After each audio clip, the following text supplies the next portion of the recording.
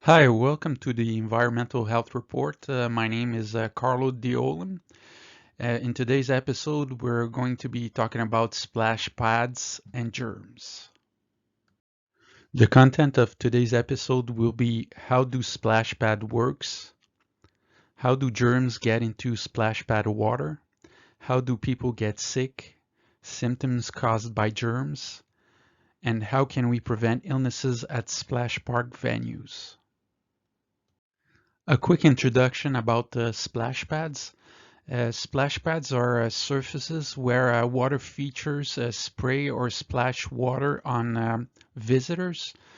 And as you can see on the pictures, as splash pads don't have pools. How do splash pad works? Splash pads can have one of the two systems shown below. In a non-recirculating system, the water that comes from the municipal system enters the pipes in of the splash pad, and then it is splashed, and after it is splashed, it goes into the sewers, and the risk of disease and germs entering the systems is low. In contrast, the recirculating system, uh, the water comes from the municipal system. It is sprayed, and after it is sprayed, it goes into a reservoir where the water is treated and reused a second time. The risk of disease and germs entering the system is higher in this system right here. Scientists in Tennessee have conducted a study in which they revealed that 83% of the splash pads use a recirculating water system. Most germs can be found in feces, and there are different ways that feces can enter a recirculating water system of a splash pad. First, there are non-hygienic behavior that can make feces enter a recirculating system. And one of these behaviors are children that expose their buttocks to a water feature, which rinses off fecal particles, and these fecal particles enter the recirculating water system. There are also stool release, diarrheal accidents, and changing diapers near water features. Also, the dirt, bird droppings, and cats and dog feces on splash pad features can enter the recirculating water system when they are washed off of the surface by the water feature. And an important thing to have in mind is that some recirculating system lack treatment equipment for chlorine-resistant microbes such as Cryptosporidium and Giardia. Children get sick by swallowing splash pad water that contains germs, or by putting their hands in their mouth after touching the water or the splash pad surface. The symptoms caused by germs found in a splash pad can be diarrhea, nausea, headache, fever, abdominal cramps, vomiting, and skin reactions. The symptoms can occur 1 to 3 weeks after a visit to a splash pad. These germs can be shed in water by people if they go into a splash pad facility, even after feeling better. And these people can spread the germs for at least 2 weeks after they're better for a germ like crypto, And for Giardia, it can go up to several weeks after the person feels better.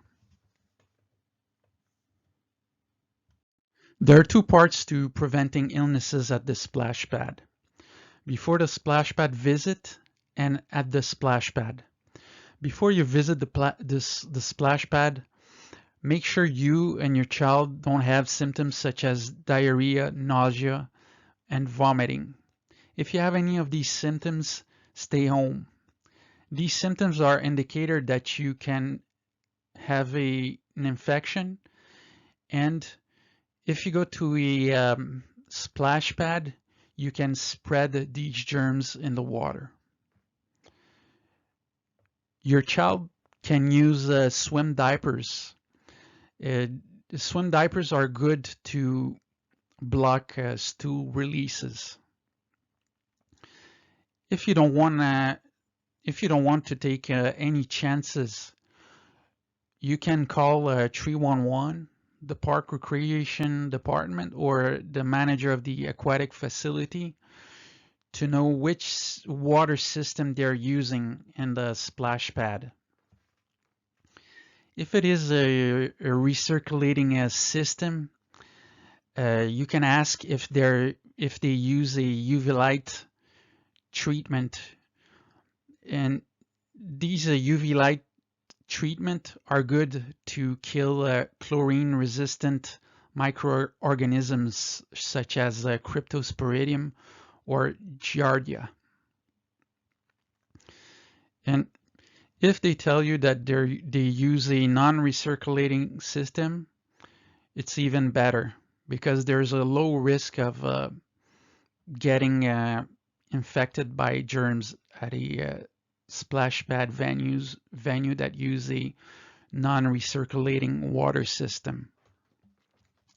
When you get at the splash pad, watch your children because some children can have their buttocks exposed to the water feature, and the water feature rinses feces particles from the buttock. And you can take a bathroom break with your children at approximately at each hour.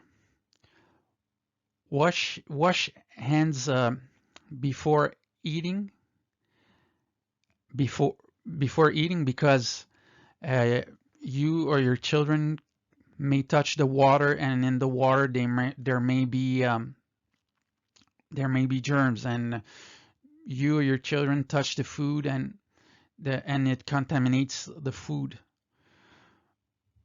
And yeah, and after going to the toilet, you and your children should wash your hands because there may be germs because of the feces and everything else.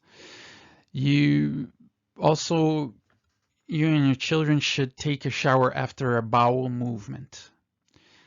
Eat far from the splash pad area because if your child goes there with some food or let's say a juice, they can put their hands in the water, and while they put their hands in the mouth when they're eating, they can have a contact with the water that they touched.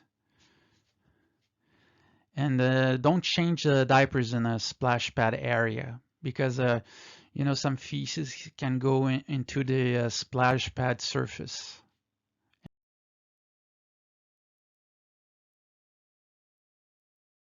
In closing, recirculating water systems can be good for water conservation, but they're more prone to germ contamination. Also, some recirculating water systems don't have treatment equipment to kill chlorine-resistant germs. You should check if the splash pad you're going to uses a recirculating or non-circulating water system. If the splash pad has a non-recirculating water system, it's better because there's a low risk of contracting an infectious disease there. If it is a recirculating system, ask if it has a UV light treatment system because it kills chlorine-resistant germs. And lastly, consult a physician or the local health department if you have worrying symptoms such as bloody diarrhea, diarrhea that lasts more than 1 week, or a fever.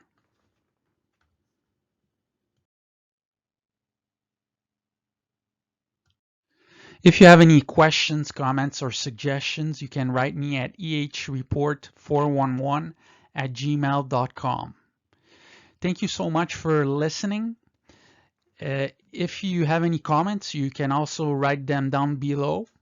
And feel free to like this episode if you think that has brought you some new knowledge.